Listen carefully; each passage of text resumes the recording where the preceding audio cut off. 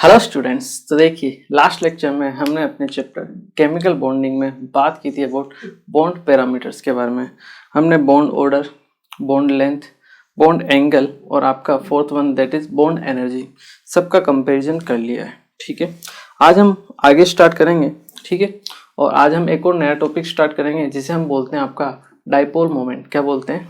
Dipole moment. ठीक है, dipole moment पढ़ने से पहले एक छोटा सा टॉपिक मैं आपको और बता देता हूँ, 10 मिनट का है, कि कुछ ऐसे आपके मॉलिक्यूल्स होते हैं जो जिनमें हाइब्रिडेशन कभी कभी सॉलिड स्टेट में पूछ लिया जाता है। ठीक है ना, तो सॉलिड स्टेट में आपके जो कुछ मॉलिक्यूल्स होते हैं वो आयंस की फॉर्म में अवेलेबल होते हैं, तो उनका हाइब्रिडेशन पूछ लिया जाता है कभी कभी, या फिर उनकी ज्योमेट्री भी पूछ ली जाती है।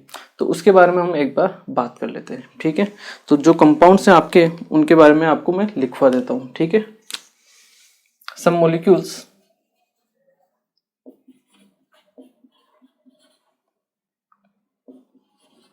which exist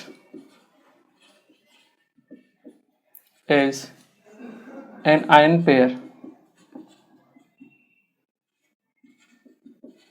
in solid form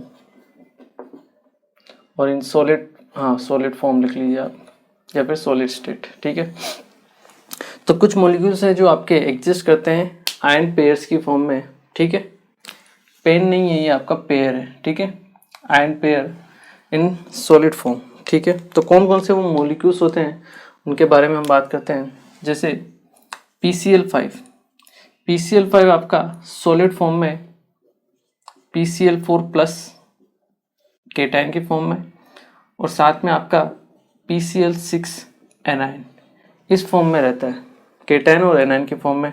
यहाँ अगर हाइब्रिडेशन देखिए आप, तो ये हाइब्रिडेशन होता है आपका sp3। ठीक है, जो होता है आपका tetrahedral.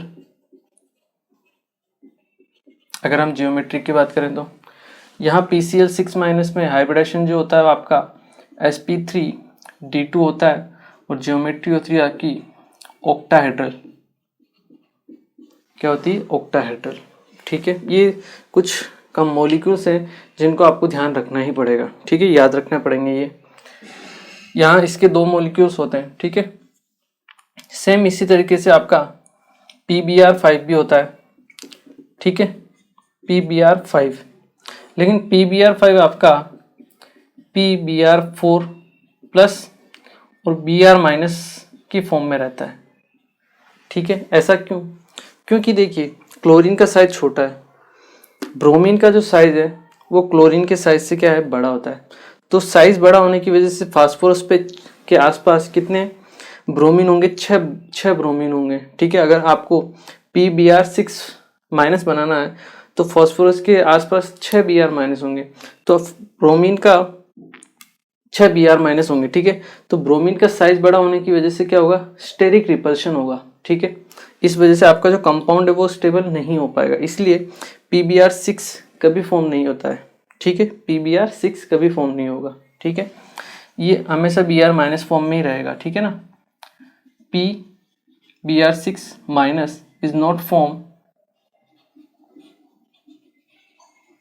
Due to steric crowding. Steric crowding मतलब वही इकट्ठा हो जाना। ठीक है, उस वजह से क्या होगा? रिपल्शन होगा। रिपल्शन से आपका मॉलिक्यूल क्या होगा? अनस्टेबल हो जाएगा। ठीक है, अब Br ही नहीं बन रहा है तो आपके आयोडीन भी नहीं बनेगा। ठीक है, और PF6 ये फॉर्म नहीं होता है। ठीक है, उसके बारे में हम बात नहीं करेंगे। चलिए, ये तो हो गई इसकी बात। और भी मॉलिक्यूल्स हैं आपके, ये आपके सब सॉलिड फॉर्म में है। ठीक है, सॉलिड फॉर्म, ये भी आपका सॉलिड फॉर्म में। N2O5 ये आपके NO2 प्लस केटाइन और NO3 माइनस एनाइन की फॉर्म में अवेलेबल होते हैं। ठीक है, सॉलिड फॉर्म में। आप N2O4 ले लीजिए। N2O4 आपके सॉलिड फॉर्म में NO2 प्लस, NO प्लस और NO3 प्लस, NO3 माइनस इस फॉर्म में अवेलेबल है। मतलब 2,5 वाला आपके 2,3 में रहेगा और 2,4 वाला आपके 1 और 3 में रहेगा। ठीक है, रेशियो देखें तो इसके अलावा आप बात कर लीजिए Cl2O, या फिर आप ले लीजिए जीनोन का, ले लीजिए आप XeF4, ठीक है। अगर हम XeF6 लेते हैं, ठीक है, XeF6 की अगर हम बात करें तो इस सॉलिड फॉर्म में आपका ये XeF5 प्लस और F माइनस इस फॉर्म में अवेलेबल होता है, ठीक है। इसके अलावा आप ले लीजिए Cl2O6 ले लीजिए, ये आपके सॉलिड फॉर्म में ClO2 प्लस और ClO4 माइनस इस फॉर्म में एग्जिस्ट करता है, ठीक है। तो ये कुछ मॉलिक्यूल्स हैं जो सॉलिड स्टेट में किस फॉर्म में एग्जिस्ट करते हैं वो आपको पता होना चाहिए, ठीक है ना, आपको याद रखना पड़ेगा। ये कभी कभी पूछ लिए जाते हैं, ठीक है। जैसे सॉलिड फॉर्म में एग्जिस्ट करते हैं कुछ मॉलिक्यूल्स ऐसे होते हैं जो लिक्विड फॉर्म में भी एग्जिस्ट करते हैं, आयंस की फॉर्म में। इन लिक्विड फॉर्म में अगर हम बात करें, देखिए जैसे आपका I2 है, ट्वाइस ऑफ I2, ये आपके I3 प्लस और I माइनस इस फॉर्म में एग्जिस्ट करता है, ठीक है। इसके अलावा आप ले लीजिए I2Cl6, ठीक है, ये आपके ICl3 प्लस और आपके ICl3 माइनस इक्वल डिस्ट्रीब्यूशन होता है यहाँ पे, इस फॉर्म में अवेलेबल होता है, ठीक है। तो ये चीज़ है जो आपको क्या करनी है, ध्यान रखनी है। कभी कभी क्वेश्चंस पूछ लिए जाते हैं, ठीक है ना, इसलिए आपको ध्यान रखना है, ठीक है। चलिए इनको आप एक बार नोट कीजिए, फिर हम पढ़ते हैं अपने डाइपोल मोमेंट के बारे में, ठीक है। चलिए अब हम बात करते हैं आपके next topic, that is dipole moment के बारे में, ठीक है। इंपॉर्टेंट टॉपिक है आपका ये भी, ठीक है ना। इस चैप्टर में आपको बहुत सारे छोटे छोटे और इम्पोर्टेंट टॉपिक्स मिलते हैं जिनसे मिलके पूरा चैप्टर बना हुआ है ये, ठीक है ना। हर एक टॉपिक आपके लिए इम्पोर्टेंट है, क्वेश्चंस आते भी हैं इन सभी से, ठीक है ना, और इन सब का यूज आता है क्वेश्चंस को सोल्व करने में, ठीक है। तो चलिए स्टार्ट करते हैं अपना next topic, that is dipole moment.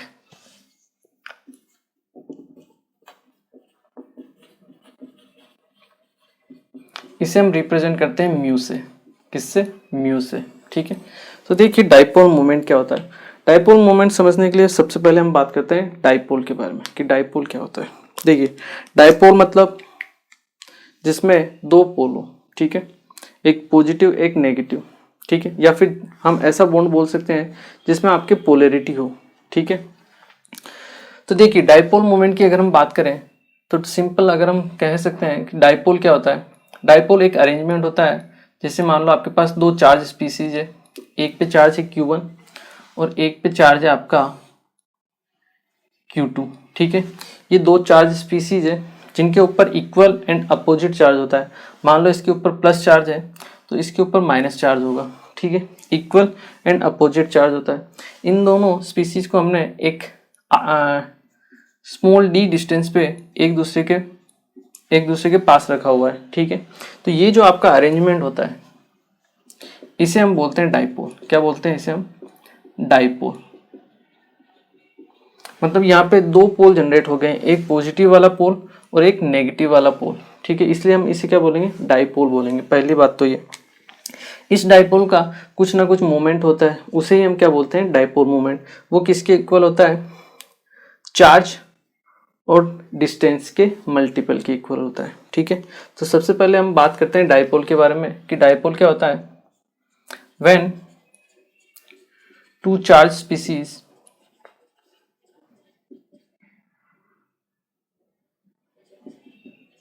या फिर हम कह सकते हैं when two charges are put together, ठीक है ना, when two, यहाँ पे और आप ऐड कर लीजिए when two equal and opposite charges, equal and opposite charges are put together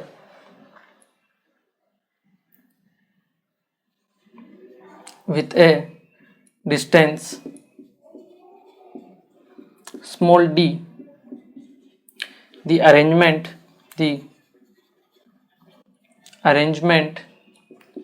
is called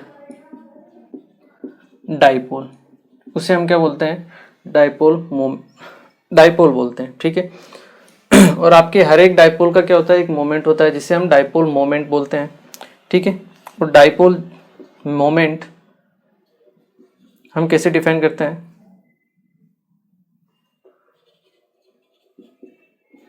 mu से, that is charge, modulus of charge, plus हो या माइनस हो आपको साइन नहीं लेना है, दैट इज चार्ज इनटू उनके बीच की डिस्टेंस। ये होता है आपका डाइपोल मोमेंट, ठीक है।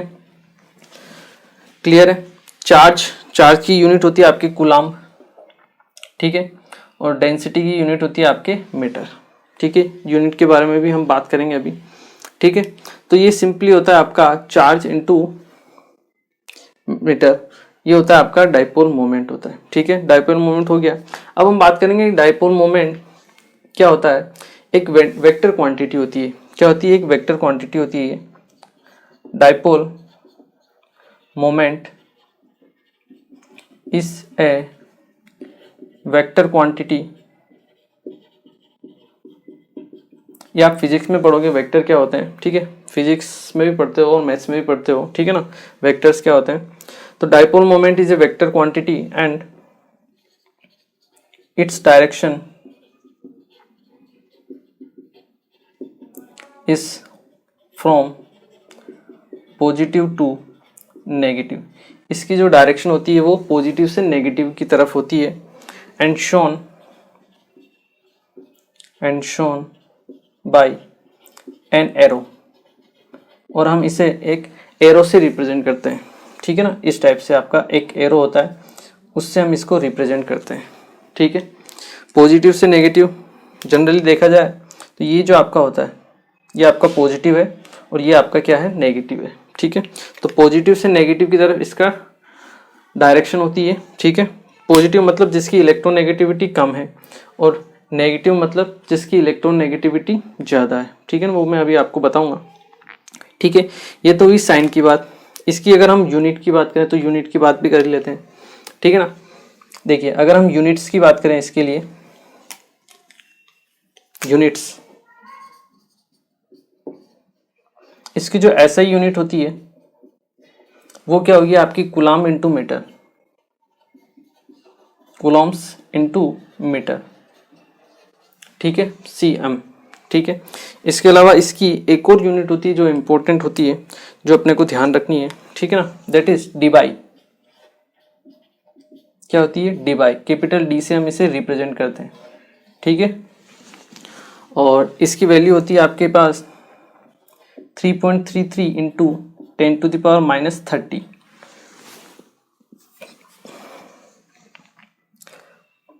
कूलाम इंटू मीटर, और इसे आप बोल सकते हो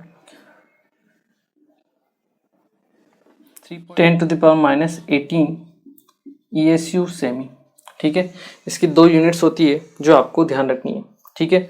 1 डिबाई इक्वल टू होता है आपके पास 3.33 इंटू 10⁻⁻30 सेमी, सेमी नहीं, ये आपका कूलाम है, कूलाम इंटू मीटर, और 10⁻18 ESU सेमी, ठीक है। ESU क्या है यहाँ पे? इलेक्ट्रोस्टैटिक यूनिट, इलेक्ट्रोस्टैटिक यूनिट, ठीक है। चलिए ये तो हुई बात किसकी? डाइपोल क्या होता है और डाइपोल मोमेंट क्या होता है, ठीक है। अब हर एक जो आपका इंडिविजुअल बॉन्ड होता है उसका कुछ ना कुछ बॉन्ड मोमेंट होता है, ठीक है। उसके बारे में भी हम बात करते हैं। डाइपोल मोमेंट जो होता है आपके कंप्लीट मॉलिक्यूल का होता है। किसका होता है? कंप्लीट मॉलिक्यूल का डाइपोल मोमेंट होता है, ठीक है, जिसे हम बोलते हैं आपका म्यू नेट, ठीक है। इसके अलावा हर एक जो इंडिविजुअल आपका बॉन्ड होता है, ठीक है, उसका भी कुछ ना कुछ मोमेंट होता है जिससे हम बोलते हैं आपका बॉन्ड मोमेंट, ठीक है। तो नेक्स्ट टॉपिक है दैट इज, इसी के अंदर है बॉन्ड मोमेंट।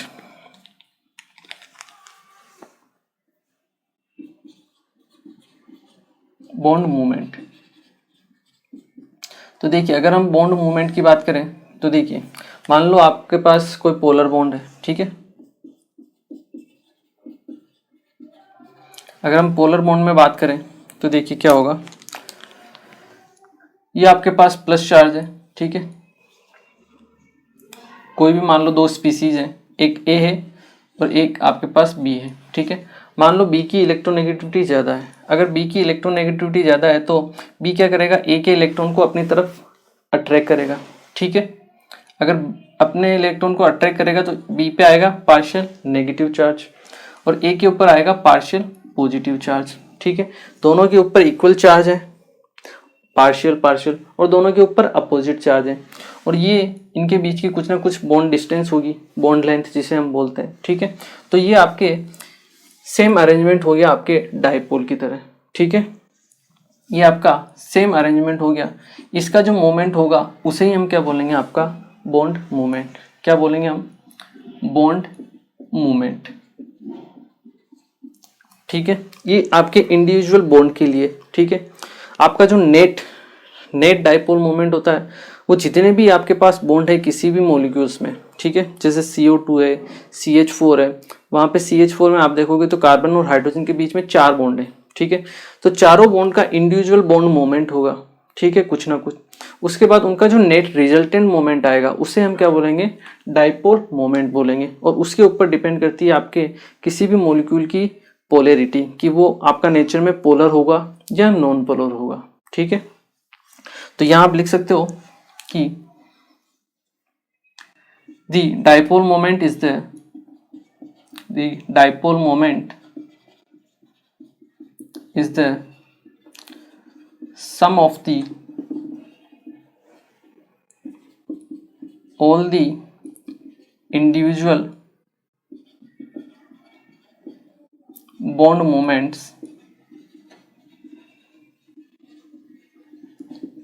ठीक है।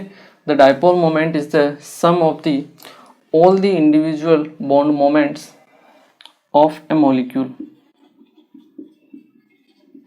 ठीक है। सभी का क्या होता है, सम होता है, ठीक है। वेक्टर सम हम लेते हैं यहाँ पे, ठीक है ना। वेक्टर का मीनिंग होता है कि अगर मान लो इस डायरेक्शन में आपके 100 न्यूटन का फोर्स लग रहा है और इस डायरेक्शन में भी 100 न्यूटन का फोर्स लग रहा है, दोनों फोर्स आपके इक्वल है बट अपोजिट डायरेक्शन में, तो नेट फोर्स क्या होता है, 0 होता है, ठीक है। उसी तरह होता है वेक्टर का फॉर्मूला, वेक्टर को भी हम इसी तरह से अप्लाई करते हैं यहाँ पे, ठीक है। तो अगर हम यहाँ बात करें कि यहाँ से जो नेट मोमेंट आता है जिसे हम बोलते हैं म्यू नेट, डाइपोल मोमेंट, अगर ये आपके पास दो कंडीशन बनती है यहाँ पे, या तो आपके पास म्यू नेट 0 होगा या फिर आपके पास म्यू नेट क्या होगा, नॉन जीरो। मतलब 0 है मतलब डाइपोल मोमेंट क्या हो रहा है, 0 हो रहा है, ठीक है। और म्यू नेट नॉन जीरो है मतलब कुछ भी उसकी वैल्यू है। अगर कुछ भी वैल्यू है डाइपोल मोमेंट की, इसका मतलब वहाँ पे चार्ज है, दो पोल जनरेट हो चुके हैं वहाँ पे, ठीक है, जिसकी कुछ ना कुछ वैल्यू है। तो वो जो होगा मतलब वहाँ पे उस मॉलिक्यूल में पोलैरिटी आपके है, क्या है, पोलैरिटी है। मतलब वो आपका जो मॉलिक्यूल होगा नेचर में वो कौन सा होगा, पोलर होगा। अगर म्यू नेट नॉन जीरो है तो आपका जो मॉलिक्यूल होगा पोलर होगा in nature, polar in nature. लेकिन अगर आपके पास म्यू नेट 0 आ चुका है, इसका मतलब उस मॉलिक्यूल में आपके पास कोई भी डाइपोल मोमेंट नहीं है, ठीक है। जो भी आपके जितने भी आपके बॉन्ड मोमेंट्स थे उन सब का एडिशन होके क्या हो रहा है, 0 हो रहा है, ठीक है। मतलब वो जो आपका मॉलिक्यूल होगा नेचर में कैसा होगा, नॉन पोलर होगा। कैसा होगा, non polar, non polar in nature, ठीक है ना। तो ये दो चीज़ें जो आपको क्या करनी है, ध्यान रखनी है, ठीक है। जैसे मैं आपसे बात करूं CO2 के लिए, किसके लिए, CO2 के लिए। अगर हम एक एग्जांपल ले लेते हैं, CO2 कार्बन मोनोऑक्साइड, ठीक है। ये carbon double bond O, double bond O। हम डायरेक्शन देखेंगे सबसे पहले। डायरेक्शन क्या होती है, पॉजिटिव से नेगेटिव की तरफ। मतलब कार्बन और ऑक्सीजन में किसकी इलेक्ट्रोनेगेटिविटी ज़्यादा है, ऑक्सीजन की। तो ऑक्सीजन के ऊपर चार्ज आएगा डेल नेगेटिव, यहाँ पे आएगा डेल पॉजिटिव और यहाँ पे आएगा डेल नेगेटिव। क्लियर है। साइन कहाँ से होगा, प्लस से माइनस की तरफ, मतलब कार्बन से ऑक्सीजन की तरफ, ठीक है। यहाँ पे भी ये इंडिविजुअल बॉन्ड मूवमेंट हुआ, ठीक है। इस CO के लिए ये आपका इंडिविजुअल बॉन्ड मूवमेंट है। अगर आपको इंडिविजुअल बॉन्ड में पूछा जाए कि यहाँ पे आपका बॉन्ड मूवमेंट है या नहीं है, तो है, बिल्कुल है। इंडिविजुअल के लिए आपका है। यहाँ पे CO के लिए डायरेक्शन आपकी ये हो गई, यहाँ पे भी आपका इंडिविजुअल कुछ ना कुछ बॉन्ड मूवमेंट होगा, बट ओवरऑल CO2 के लिए अगर पूछा जाए, ठीक है, और ओवरऑल कंपाउंड के लिए पूछा जाता है, इंडिविजुअल के लिए कभी नहीं पूछा जाता, ठीक है। तो ओवरऑल कंपाउंड के लिए अगर हम बात करें तो देखिए, एक डायरेक्शन इस तरफ है और सेम डायरेक्शन आपके इस तरफ है, और दोनों के जो डाइपोल मोमेंट है वो क्या है, आपके इक्वल है, ठीक है। अगर इक्वल है और अपोजिट डायरेक्शन में, तो यहाँ पे जो म्यूनेट होगा, नेट डाइपोल मोमेंट, वो क्या होगा, आपके पास 0 होगा, ठीक है। ये उसी तरीके से है जैसे आप फिजिक्स में पढ़ते हो कि जो मैंने अभी एग्जाम्पल आपको बताया कि एक आदमी बीच में है, जैसे मैं हूँ, और मुझे इस तरफ से 100 न्यूटन से फोर्स से खींचा जा रहा है और इस तरफ से भी 100 न्यूटन फोर्स से खींचा जा रहा है, ठीक है। तो मेरी पोजीशन क्या रहेगी, मेरी पोजीशन चेंज नहीं होगी, मैं यहीं रहूँगा, ठीक है। क्यों, क्योंकि दोनों तरफ से फोर्स क्या लग रहा है, इक्वल लग रहा है और अपोजिट डायरेक्शन में लग रहा है, ठीक है। तो जो नेट फोर्स होगा वो क्या होगा, 0। सेम उसी तरीके से यहाँ पे नेट जो आपका डाइपोल मोमेंट होगा वो क्या होगा, 0 होगा, ठीक है। इसी को आपको देखना है। अगर म्यू नेट आपका 0 है तो CO2 नेचर में कैसा होगा, आपके पास नॉन पोलर, कैसा होगा, नॉन पोलर। क्लियर है। चलिए इसे आप नोट कीजिए, फिर हम आगे बात करते हैं। ओके, तो चलिए देखिए, जिस तरीके से यहाँ पे आपके डाइपोल मोमेंट होता है, किसी बॉन्ड मोमेंट के लिए भी होता है, वैसे ही आपके अगर मॉलिक्यूल में लोन पेयर प्रेजेंट हो, ठीक है, तो लोन पेयर का भी कुछ ना कुछ मोमेंट होता है जिसे हम बोलते हैं आपका लोन पेयर मोमेंट, ठीक है। तो उसके बारे में भी हम बात कर लेते हैं कि लोन पेयर मोमेंट क्या होता है।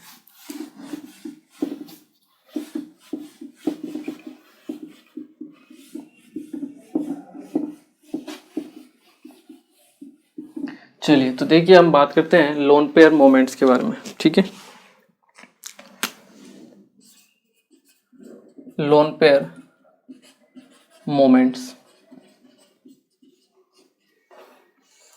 तो देखिए अगर हम बात करें लोन पेयर मोमेंट्स की, ठीक है, तो यहाँ पे कुछ कंडीशंस है जो आपको ध्यान रखनी है कि अगर आपका लोन पेयर S और P ऑर्बिटल में प्रेजेंट है, किसमें, S और P ऑर्बिटल में, क्योंकि S और P ऑर्बिटल आपके सिमेट्रिक होते हैं, ठीक है, इसलिए वहाँ पे इसका लोन पेयर का जो मोमेंट होता है वो हम कंसिडर नहीं करते हैं, ठीक है, 0 रखते हैं। देखिए अभी मैं आपको बताता हूँ कैसे। If A lone pair is present in S and P orbital, then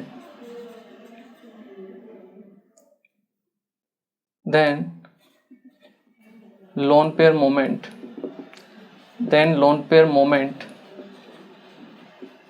is not considered due to symmetry।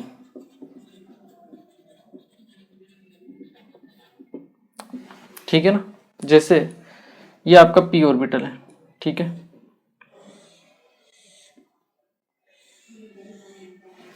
ये आपका पॉजिटिव चार्ज, यहाँ पे आपका इलेक्ट्रॉन क्लाउड और यहाँ पे भी आपका इलेक्ट्रॉन क्लाउड है, ठीक है। तो यहाँ अगर हम डायरेक्शन बात करें तो डायरेक्शन कहाँ से होगी, पॉजिटिव से आपके नेगेटिव की तरफ, इस तरफ यहाँ पे डायरेक्शन होगी, यहाँ से इस तरफ, ठीक है।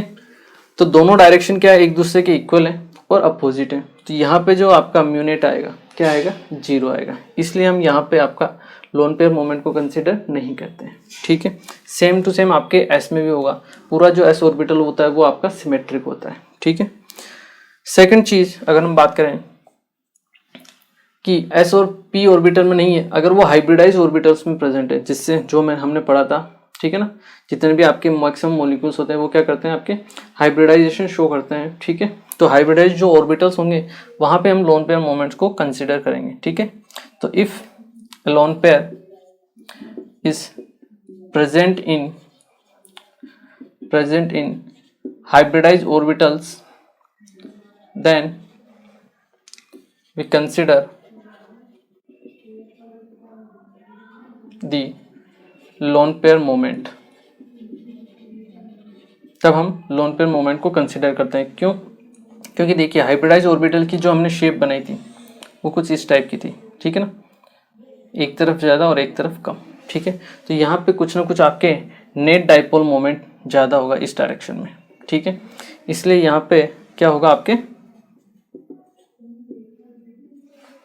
लोन पेयर मोमेंट होगा, ठीक है। और मैक्सिमम जो होता है एस और पी के लिए नहीं पूछा जाता, मैक्सिमम आपके जो भी मॉलिक्यूल्स रहेंगे वहाँ पे आपको हाइब्रिडाइज ऑर्बिटल्स ही मानने हैं, ठीक है ना, मतलब होते ही हाइब्रिडाइज ऑर्बिटल्स ही है, और वहाँ पे आपको लोन पेयर की डायरेक्शन को कंसिडर करना है, ठीक है। इसके अलावा जितने ज़्यादा परसेंटेज एस कैरेक्टर बढ़ते जाते हैं, ठीक है, किसी भी हाइब्रिडाइज ऑर्बिटल्स में इलेक्ट्रॉन को अट्रैक्ट करने की टेंडेंसी क्या होती है, बढ़ती रहती है। इस वजह से आपका लोन पेयर मोमेंट भी क्या होगा, इंक्रीज होता रहता है। तो हम कह सकते हैं lone pair moment is directly proportional to percentage s character, ठीक है। मतलब sp में सबसे ज़्यादा, फिर sp2 और उसके बाद sp3, क्योंकि यहाँ पे आपके परसेंटेज एस कैरेक्टर क्या है, सबसे ज़्यादा है, फिर यहाँ पे और फिर यहाँ पे, ठीक है। चलिए इसको आप नोट कीजिए। फिर हम बात करते हैं एप्लीकेशन की, कि डाइपोल मोमेंट है उसकी क्या एप्लीकेशन है, उससे हम क्या पता कर सकते हैं। पहली चीज़ तो ये पता कर सकते हैं कि जो मॉलिक्यूल है उसका नेचर कैसा होगा, कि वो पोलर होगा या नॉन पोलर होगा। इसके लिए आपको क्या फाइंड आउट करना है, आपको म्यूनेट फाइंड आउट करना है, ठीक है। तो देखिए अलग अलग मॉलिक्यूल्स में हम बात करेंगे, ठीक है, कि कैसे आपका मॉलिक्यूल का नेचर होगा, इसे एक बार आप नोट कीजिए। तो आइए चलो अब हम पढ़ते हैं, चलिए, कि एप्लीकेशन ऑफ डाइपोल मोमेंट, कि डाइपोल मोमेंट से हम क्या क्या पता लगा सकते हैं, ठीक है।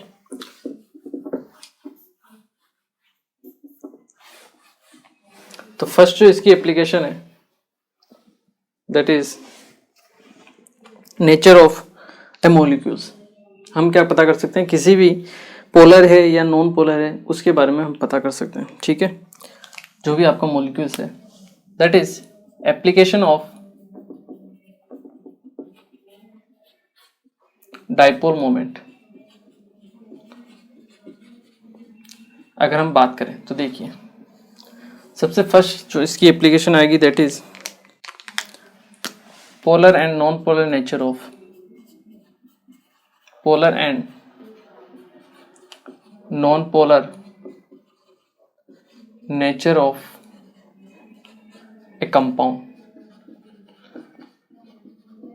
किसी भी कंपाउंड का पोलर और नॉन पोलर नेचर के बारे में हम क्या कर सकते हैं, पता कर सकते हैं, ठीक है। कैसे, देखिए हमने देख ही लिया है कि इफ म्यूनेट जो है आपका वो आता है इक्वल टू जीरो। क्या आता है, इक्वल टू जीरो, मतलब वो वहां पे उस मॉलिक्यूल में आपके पास कोई भी डाइपोल मोमेंट नहीं होगा, मतलब कोई भी पोलैरिटी नहीं होगी। तो वो मॉलिक्यूल आपका नेचर में कैसा होगा, नॉन पोलर, ठीक है। लेकिन अगर आपके पास म्यूनेट नॉट इक्वल टू जीरो है, ठीक है, जीरो के इक्वल नहीं है, मतलब उसमें कुछ ना कुछ पोलैरिटी अवेलेबल है उस मॉलिक्यूल में, तो वो आपका मॉलिक्यूल्स नेचर में कैसा होगा, पोलर होगा, ठीक है। इसके बारे में आपको ध्यान रखना है, ठीक है। तो यहाँ पे हम अलग अलग कंडीशंस लेते हैं, ठीक है ना। फर्स्ट कंडीशन क्या रहती है,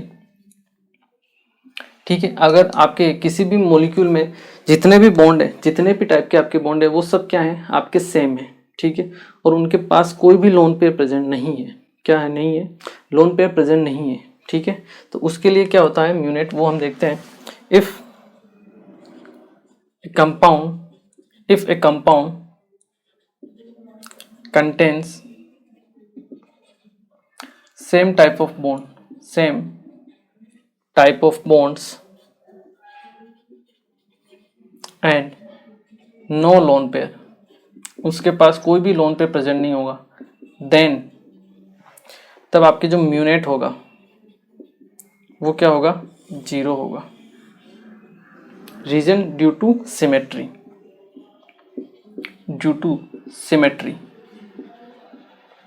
ठीक है, ये चीज आपको ध्यान रखनी है। जैसे हम एग्जांपल लेते हैं अब BeCl2 का अगर आप स्ट्रक्चर देखिए तो BeCl, ठीक है, sp हाइब्रिडाइजेशन होगा, बॉन्ड एंगल आपका 180 डिग्री, ठीक है। क्लोरीन मोर नेगेटिव है, del negative, del positive, del negative, direction positive से नेगेटिव, और यहाँ पे भी आपकी डायरेक्शन पॉजिटिव से नेगेटिव की तरफ है। दोनों चार्ज आपके इक्वल है अपोजिट डायरेक्शन में, तो यहाँ पे जो म्यूनेट होगा वो क्या होगा, 0 होगा। और BeCl2 नेचर में कैसा होगा, नॉन पोलर। तो आपको पोलर नॉन पोलर के बारे में भी पता चल सकता है, किससे, डाइपोल मोमेंट से। ठीक है, CO2 का एग्जाम्पल हमने देख ही लिया है। ठीक है, नेक्स्ट एग्जाम्पल हम लेते हैं BeCl3 बोरोन ट्राइक्लोराइड। हाइब्रिडेशन निकालिए, sp2 हाइब्रिडेशन होगा। ठीक है, मतलब बोरोन या आपका क्लोरीन, क्लोरीन और क्लोरीन, सभी में जो बॉन्ड एंगल होगा आपके पास वो सेम होगा, और कितना होगा, 120 डिग्री। ठीक है, अगर हम डाइपोल मोमेंट की डायरेक्शन देखें तो सेम आपकी डायरेक्शन कहाँ से कहाँ होगी, पॉजिटिव से नेगेटिव की तरफ, इस तरफ, इसके लिए इस तरफ, और इसके लिए आपके इस तरफ होगी। ठीक है, तो आप देखिए इस पॉइंट की अगर हम बात करें तो एक डायरेक्शन इस तरफ है, एक डायरेक्शन इस तरफ है, और एक डायरेक्शन इस तरफ है, तीनों इक्वली चार्ज है। ठीक है, और तीनों के बीच में जो एंगल है वो कितना है, 120 डिग्री सेम है। ठीक है, तो फिजिक्स में आप लोगों ने पढ़ा होगा कि किसी भी स्पीसीज के लिए अगर बॉन्ड एंगल आपका 120 डिग्री हो और चार्जेज आपका सेम हो, तो आपका जो वेक्टर का नेट होता है वो क्या होता है, आपका 0 होता है। मतलब यहाँ पे जो म्यूनेट होगा वो क्या होगा, 0 होगा। ठीक है, पहली बात तो ये। दूसरी बात, अगर ऐसे भी नहीं समझ में आता है तो आप देखिए इसका डायरेक्शन इस तरफ और इसका डायरेक्शन इस तरफ, दोनों का रिजल्टेंट जो होगा उसकी डायरेक्शन कुछ इस तरफ रहेगी। ठीक है, इस तरफ, इस तरफ, और ये आपका अपोजिट डायरेक्शन में, तो दोनों एक दूसरे को क्या करेंगे, कैंसिल आउट करेंगे। ठीक है, रिजल्टेंट आपका क्या आएगा, 0 आएगा। ठीक है, नहीं समझ में आता है तो भी कोई दिक्कत नहीं। आपको एक चीज आपको ध्यान रखनी है कि कोई भी अगर मॉलिक्यूल से जिसमें सिमेट्री प्रेजेंट है और कोई लोन पेयर प्रेजेंट नहीं है तो उसका म्यूनेट क्या आएगा, हमेशा 0 आएगा। ठीक है, ये चीज आपको ध्यान रख लेनी है। ठीक है, चलिए इसके बाद और एग्जांपल हम देखते हैं। PCl5 ले लीजिए आप। PCl5 में ज्योमेट्री देखिए, हाइब्रिडेशन क्या होगा आपके, sp3d। ठीक है, ट्राइगोनल बाइपिरामिडल, ये फॉस्फोरस, ये आपका क्लोरीन, ये आपका क्लोरीन, ये क्लोरीन। ठीक है, ये आपका क्लोरीन, ये आपका क्लोरीन। ठीक है, डायरेक्शन देखिए, फॉस्फोरस से क्लोरीन की तरफ, ये फॉस्फोरस से क्लोरीन की तरफ, पॉजिटिव से नेगेटिव, ऊपर नीचे ने क्या किया, एक दूसरे को कैंसिल आउट कर दिया। यहाँ देखेंगे तो यहाँ पे भी जो डायरेक्शन है, तीनों के बीच में एंगल कितना है, 120 डिग्री, सेम टू सेम। तो टोटल जो नेट आपका मोमेंट होगा, डाइपोल मोमेंट, वो क्या होगा, 0 होगा। नेचर में होगा ये आपका नॉन पोलर, क्या होगा, नॉन पोलर। ठीक है, चलिए एक और एग्जांपल लेते हैं। SF6 ले लीजिए आप। SF6 हाइब्रिडेशन क्या होगा, sp3d2। ठीक है ना, कोई भी मॉलिक्यूल्स ले लीजिए, उसका हाइब्रिडेशन निकालिए, स्ट्रक्चर बना दीजिए। ठीक है, ये आपका सल्फर, ये फ्लोरीन, फ्लोरीन, फ्लोरीन, फ्लोरीन, ये आपका फ्लोरीन, ये आपका फ्लोरीन। ठीक है, सभी की जो डायरेक्शन होती है सेम टू सेम होती है, ये मैं आपको पहले बता चुका हूँ। SF6 आपकी जियोमेट्री क्या होती है, रेगुलर जियोमेट्री है। ठीक है, यहाँ से पॉजिटिव से नेगेटिव की तरफ, यहाँ पे पॉजिटिव से नेगेटिव की तरफ, सब एक दूसरे को क्या करेंगे, कैंसिल आउट करेंगे। मतलब आप ये देख लीजिए, अगर आपके पास रेगुलर जियोमेट्री है, मतलब सारे बॉन्ड्स सेम है और कोई लोन पेयर नहीं है, तो म्यूनेट क्या होगा, 0 होगा। आपको उसका ना तो हाइब्रिडेशन निकालने की जरूरत है, ना डायग्राम देख के आपको उसको सोल्व करने की जरूरत है। क्लियर है, चलिए इसे एक बार आप नोट कीजिए, फिर हम इसकी सेकंड एप्लीकेशन के बारे में पढ़ लेते हैं। ठीक है, चलिए एक बार आप इसे नोट कीजिए। चलिए अब हम बात करते हैं कि अगर आपके पास मॉलिक्यूल के पास अलग अलग टाइप के बॉन्ड हो या फिर लोन पे प्रेजेंट हो तो क्या होगा। ठीक है ना, CH4 भी हो सकता है। यहाँ पे CH4 में भी क्या होता है, चारों CH बॉन्ड सेम टाइप के होते हैं, बॉन्ड एंगल सेम होता है, कोई लोन पेयर प्रेजेंट नहीं होता है। ठीक है, तो उसके लिए भी आपका म्यूनेट क्या आएगा, 0 आएगा। ठीक है, तो आप किसी भी मॉलिक्यूल के लिए म्यूनेट निकाल सकते हो और उसका पोलर और नॉन पोलर जो नेचर है उसको फाइंड आउट कर सकते हो। ठीक है, चलिए सेकंड जो टाइप है दैट इज बी। अगर हम बात करें, if A molecules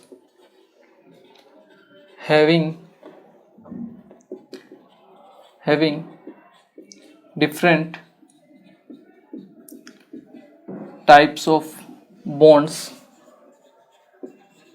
or lone pair, then the dipole moment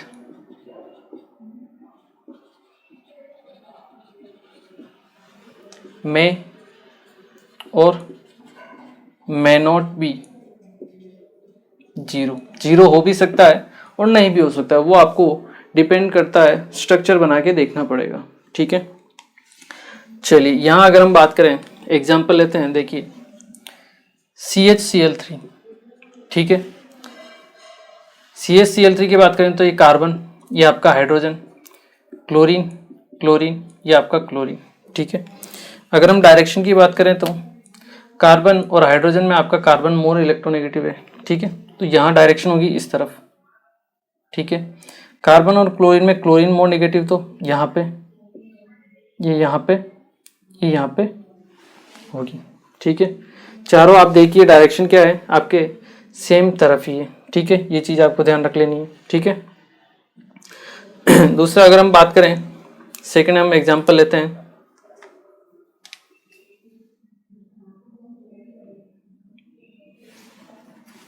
CH2Cl2। क्या लेते हैं हम, CH2Cl2। तो देखिए कार्बन, ये आपका हाइड्रोजन, ये क्लोरीन, ये आपका क्लोरीन।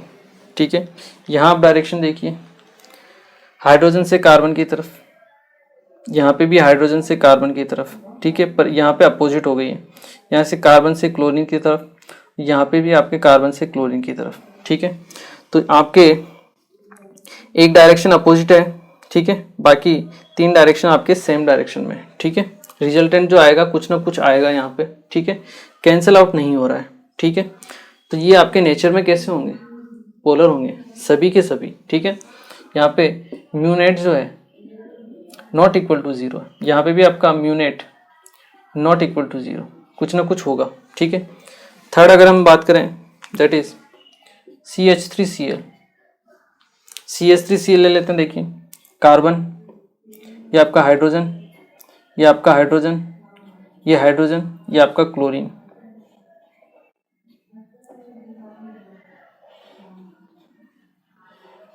सभी की डायरेक्शन आपकी क्या है, सेम तरफ है, क्लोरीन की आपके अपोजिट डायरेक्शन में है। ठीक है, तो यहाँ पे भी आपका जो म्यूनेट होगा, क्या होगा, म्यूनेट that is not equal to 0। ठीक है ना, तो इस तरीके से हम क्या कर सकते हैं, म्यूनेट का फाइंड आउट कर सकते हैं। ठीक है, जहाँ पे आपके अलग अलग टाइप के क्या हो, बॉन्ड्स प्रेजेंट हो, जैसे कार्बन हाइड्रोजन था, कार्बन और क्लोरीन था। ठीक है, अगर हम बात करें इसी के साथ जहाँ पे आपका लोन पेयर प्रेजेंट हो, जैसे आप ले लीजिए NH3 अमोनिया में आपके पास एक लोन पेयर प्रेजेंट होता है।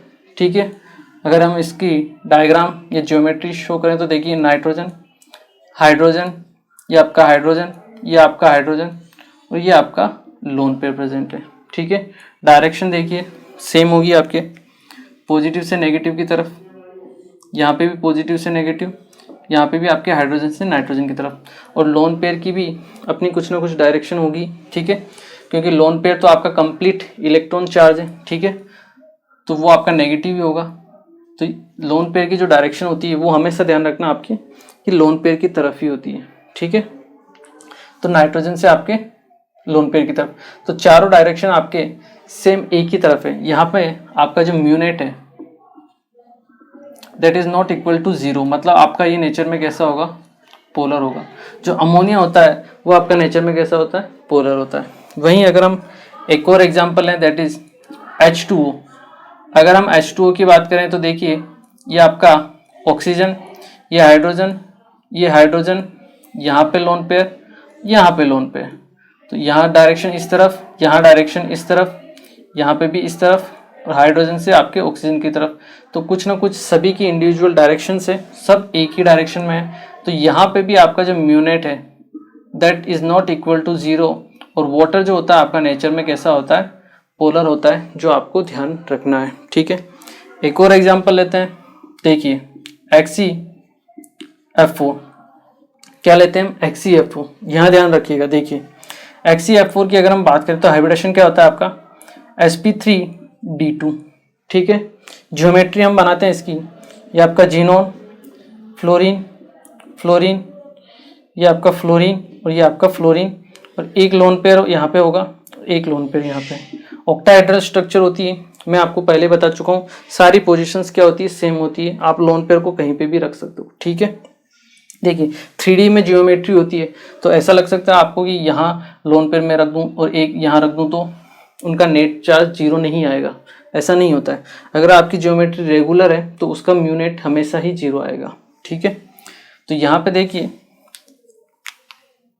जीनोन से फ्लोरीन की तरफ, ये इसको कैंसिल करेगा, ये इसको कैंसिल करेगा, ये इसे कैंसिल करेगा, और ये इसे कैंसिल करेगा। ये वाला डाइपोल मोमेंट इसे कैंसिल करेगा, और ये इसे कैंसिल करेगा। तो यहाँ पे जो म्यूनेट होगा वो क्या होगा, आपके पास 0 होगा। मतलब आपका कंपाउंड नेचर में कैसा होगा, नॉन पोलर होगा। तो ऐसा नहीं है कि आपका रेगुलर जियोमेट्री है तभी आपका म्यू 0 आता है, ऐसा बिल्कुल नहीं है। मतलब जिसके ऊपर लोन पेयर प्रेजेंट नहीं है तभी 0 आता है, लोन पेयर प्रेजेंट हो तब भी 0 आ सकता है। ठीक है, एक और एग्जांपल देखते हैं हम।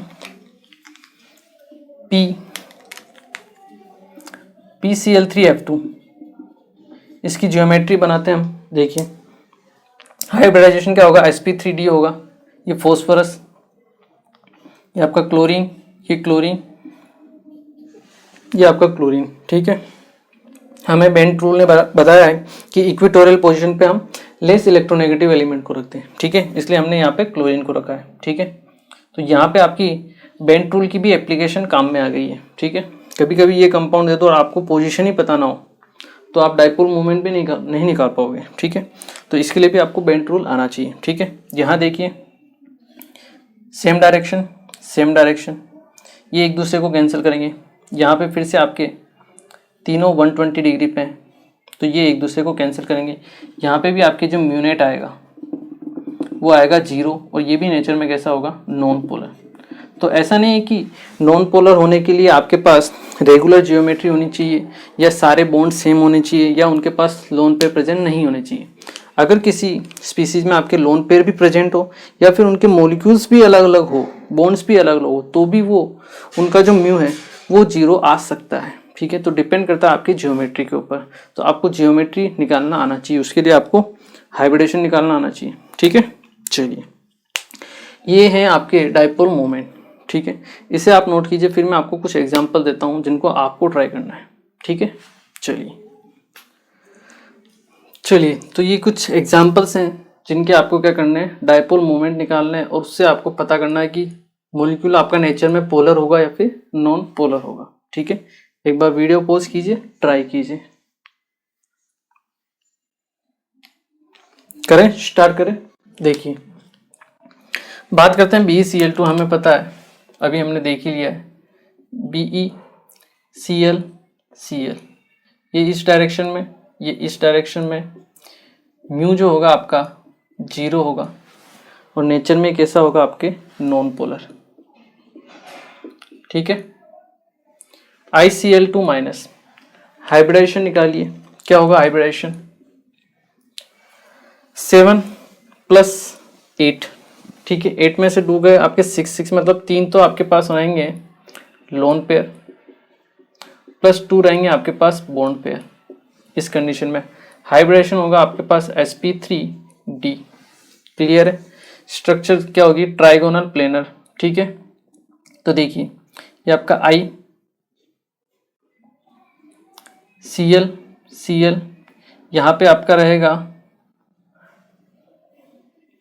3 तो आपके पास लोन पेयर प्रेजेंट है, तो यहाँ पे आपके पास 2 लोन पेयर, ये 1 लोन पेयर, ये आपके पास लोन पेयर प्रेजेंट, यहाँ पे भी आपके पास लोन पेयर प्रेजेंट। ठीक है, ये आपका Cl और ये आपका Cl। ठीक है, तो यहाँ देखिए आपके तीनों लोन पेयर हमने सेम पोजीशन पे रख दिए, इक्वेटोरियल पोजीशन पे। यहाँ से क्लोरीन इसको कैंसिल करेगा, यहाँ से क्लोरीन इसको कैंसिल करेगा।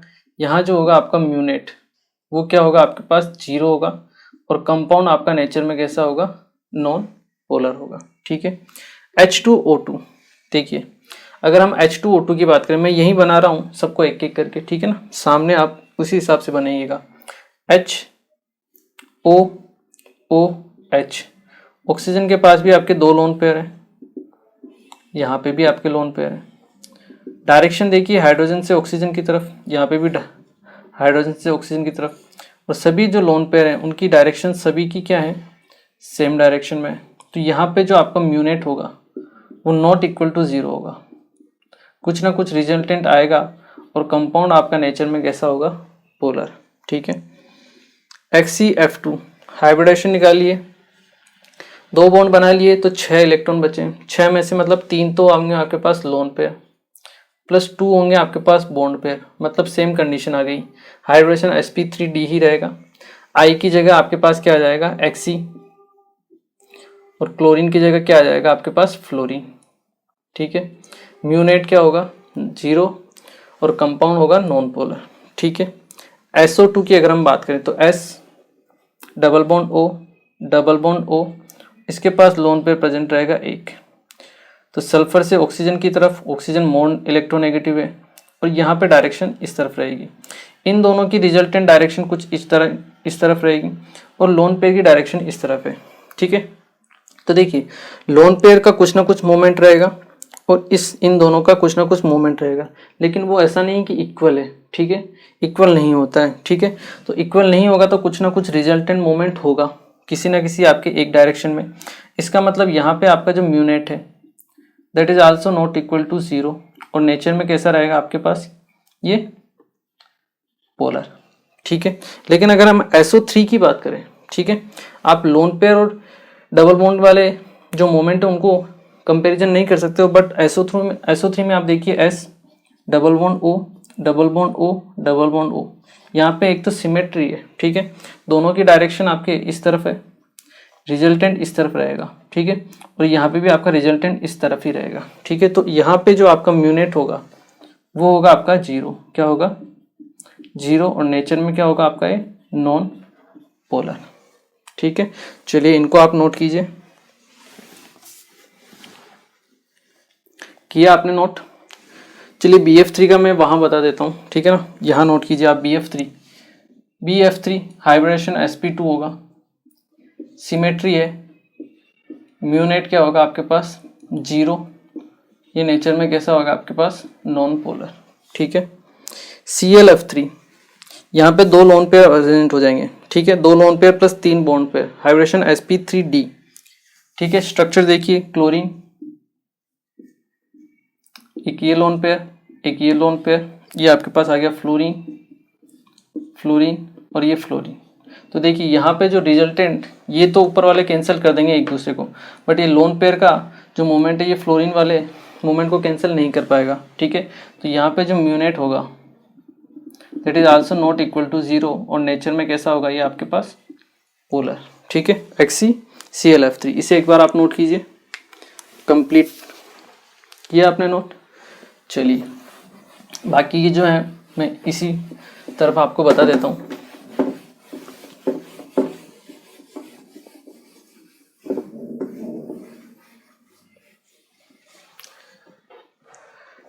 ये भी आई थिंक आप लोगों ने नोट कर लिया होगा। चलिए नेक्स्ट देखते हैं हम NF3। यहाँ देखते हैं NF3 अगर हम बात करें तो नाइट्रोजन N,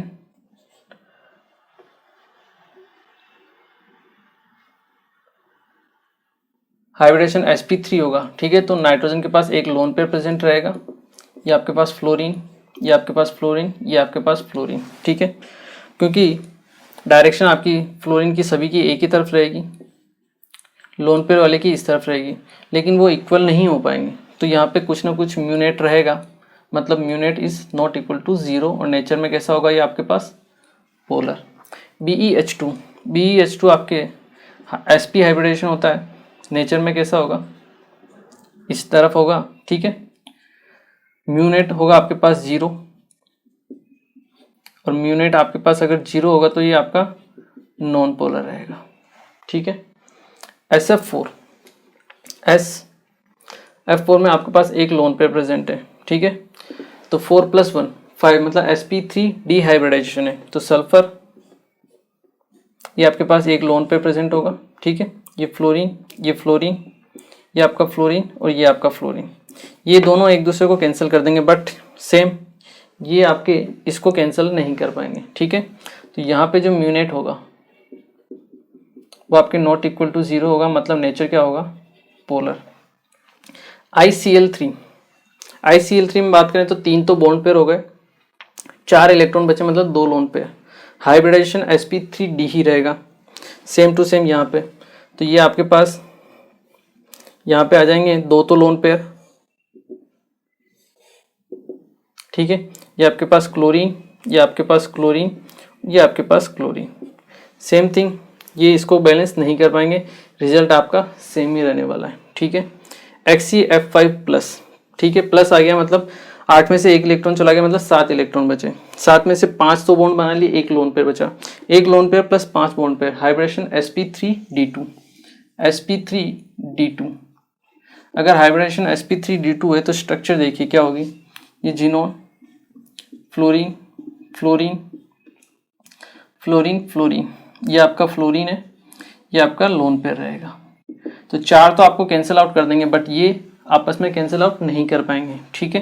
तो यहाँ पे म्यूनेट क्या होगा, नॉट इक्वल टू 0, नेचर क्या होगा आपके पास, पोलर, ठीक है। IF7, 7 वैलेंस शेल में इलेक्ट्रॉन होते हैं आयोडीन के पास, 7 तो आपके फ्लोरीन, मतलब सेम एक ही एटम है फ्लोरीन के साथ जुड़े हुए हैं, ठीक है। मतलब ये नेचर में क्या है, सिमेट्रिक है। अगर ये सिमेट्रिक है तो इसका जो म्यूनेट होगा रेगुलर ज्योमेट्री है, ठीक है। म्यूनेट क्या होगा आपके पास, 0 होगा, नेचर कैसा होगा आपके पास, नॉन पोलर, पेंटागोनल बाइपिरामिडल इसकी स्ट्रक्चर हो जाएगी, sp3d3 हाइब्रिडेशन है, ठीक है। ओजोन, ओजोन में देखिए अगर हम ओजोन की बात करें तो ओजोन का स्ट्रक्चर कैसा होता है, देखिए ये ऑक्सीजन, डबल बॉन्ड O, एक ऑक्सीजन यहाँ पे और एक लोन पे रहेगा। अब देखिए ऑक्सीजन और ऑक्सीजन दोनों की इलेक्ट्रोनेगेटिविटी सेम है, तो यहाँ पे डाइपोल मोमेंट जनरेट नहीं होगा इन दोनों डायरेक्शन में, ठीक है। बट इसके पास एक लोन पेयर प्रेजेंट है, तो लोन पेयर का तो कुछ ना कुछ डाइपोल मोमेंट होगा जो उसी की डायरेक्शन में रहेगा, तो इस वजह से इस मॉलिक्यूल का कुछ ना कुछ डाइपोल मोमेंट होगा, मतलब आपका जो म्यूनेट है that is not equal to 0, और ओजोन नेचर में कैसा होगा आपके पास, पोलर होगा, ठीक है। आई एम श्योर आप लोगों ने ट्राई किया होगा, कहीं आपको प्रॉब्लम आई है तो दोबारा से जो मैंने सॉल्यूशन बताया है उसको एक बार फिर से ट्राई कीजिए, ठीक है। एक बार आप इसे नोट कीजिए। ओके, तो देखिए आज के लेक्चर में हमने बेसिकली बात की अबाउट डाइपोल मोमेंट के बारे में, ठीक है। स्टार्टिंग में तो मैंने आपको बताया था कि कुछ मॉलिक्यूल्स होते हैं जो आपके सॉलिड स्टेट में एग्जिस्ट करते हैं आयंस की फॉर्म में, ठीक है। तो उसके बारे में भी आपको पता होना चाहिए, ठीक है, उनका हाइब्रिडेशन और ज्योमेट्री और वो किस आयन की फॉर्म में प्रेजेंट रहते हैं, इंपॉर्टेंट है, कभी कभी पूछ लिए जाते हैं, ठीक है। उसके बाद हमने डाइपोल मोमेंट स्टार्ट किया कि डाइपोल मोमेंट क्या होता है, डाइपोल मोमेंट की एप्लीकेशन क्या है, हम क्यों पढ़ रहे हैं। तो एप्लीकेशन यही है कि किसी भी मॉलिक्यूल का आप नेचर पता कर सकते हो कि वो नेचर में कंपाउंड पोलर होगा या नॉन पोलर होगा, ठीक है। क्योंकि हमने पढ़ा था कि जो पोलर कंपाउंड्स होते हैं वो पोलर सॉल्वेंट के अंदर क्या होते हैं, डिसोसिएट हो जाते हैं, मतलब सोल्यूबल होते हैं, और जो नॉन पोलर कंपाउंड होते हैं वो नॉन पोलर सॉल्वेंट में डिसोसिएट होते हैं, मतलब सोल्यूबल होते हैं। तो हमें नेचर का पता होना बहुत ज़रूरी है किसी भी मॉलिक्यूल के लिए, ठीक है। तो वो हम पता करते हैं आपके डाइपोल मोमेंट से। बता दिया है मैंने आपको कि अगर म्यू नेट इक्वल टू 0 है, मतलब उसमें कोई भी पोलरिटी नहीं है, तो वो आपका मॉलिक्यूल नॉन पोलर होगा, ठीक है। और अगर उसमें कुछ ना कुछ पोलरिटी है, that is mu naught is not equal to 0, ठीक है, कुछ ना कुछ पोलरिटी है, तो वो आपका मॉलिक्यूल नेचर में कैसा होगा, पोलर होगा, ठीक है। चलिए आज के लेक्चर को हम यहीं फिनिश करते हैं। ये अपनी अभी फर्स्ट जो एप्लीकेशन है कि हम नेचर पता कर सकते हैं पोलर और नॉन पोलर, वही पढ़ रहे हैं। नेक्स्ट लेक्चर में आपको इसी के ऊपर बेस्ड एक और क्वेश्चन करवाऊंगा, ठीक है ना, जिससे हम पोलर नॉन पोलर नेचर का पता कर सकें या फिर हम कंपैरिजन कर सकें कि किस में ज़्यादा होगा किस में कम होगा। वो भी हम बात करेंगे, और उसके बाद हम इसकी दूसरी एप्लीकेशंस के बारे में बात करेंगे। ठीक है, तो मिलते हैं फिर next lecture. Thank you very much.